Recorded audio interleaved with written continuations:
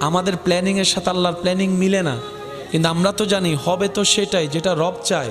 তা আপনি ভালো থাকবেন কিভাবে মন খারাপ থেকে?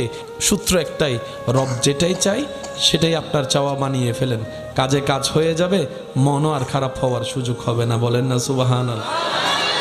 রব আপনার তকদিরে লিখে রেখেছেন সেই স্ত্রী যার বাড়ি হবে অমুক জায়গায়, আর আপনি এখানে একজনের ডিস্টার্ব করে করে পাগল করে ফেলতেছেন।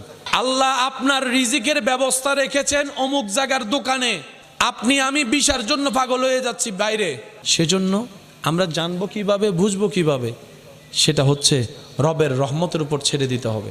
আল্লাহ আমার জন্য যেটা ভালো হয় তুমি আমাকে সেটা দান করো, সেটা আসা পর্যন্ত আমাকে ধৈর্য ধারণ করার তৌফিক দান করো।